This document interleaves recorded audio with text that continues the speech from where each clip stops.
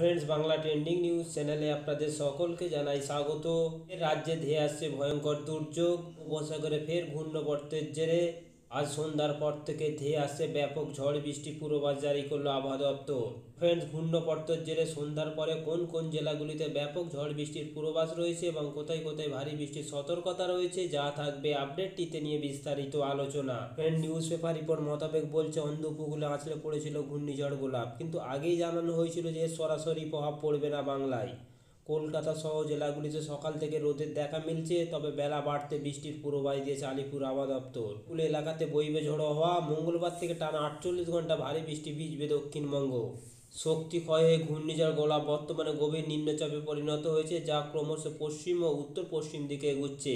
আমি কয়েক ঘন্টায় এটি আরও দুর্বল হয়ে নিম্নচাপে পরিণত হবে, ফলে বাংলায় এদিন সকালে বৃষ্টির মাত্রা কমবে। ত্রিপুরা আবহাওয়া দপ্তরের পূর্বাভাস অনুযায়ী সোমবার সন্ধ্যার পর থেকে দক্ষিণবঙ্গের জেলাগুলিতে প্রবল বৃষ্টিপাত হবে। উপসাগরে একটি ঘূর্ণাবর্ত ক্রমশ শক্তি সঞ্চয় করেছে, যেটি ঝাড়খণ্ডের উপর দিয়ে আজ বয়ে যাবে।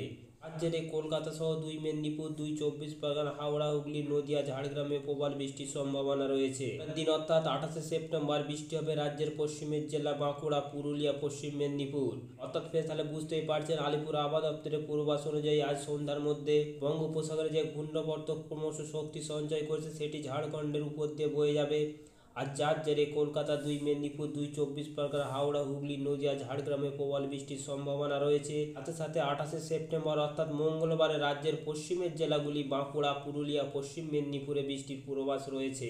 ফ্রেন্ডস, আপনি এই ভিডিওটা কোন এলাকা থেকে দেখছেন? বর্তমানে আপনার এলাকার আবহাওয়ার পরিস্থিতি কেমন? গত 24 ঘন্টা আপনার এলাকায় কোনো রকম ঝড় বৃষ্টি হয়েছে কিনা অবশ্যই কমেন্ট করে জানাবেন, কারণ আপনার এলাকা থেকে যখনই কোনো আবহাওয়া দপ্তর থেকে লেটেস্ট আপডেট পাবো আমাদের প্রোভাইড করতে অনেকটাই সুবিধা হবে। আমাদের উদ্দেশ্য শুধুমাত্র এই আপডেটটা আপনার সামনে উপস্থাপনা করা। আমাদের তো ইনফরমেশনগুলি যদি 1% হেল্পফুল হয়, অবশ্যই একটি লাইক করবেন, বেশি বেশি করে শেয়ার করবেন। Thank you friend, thank you for watching.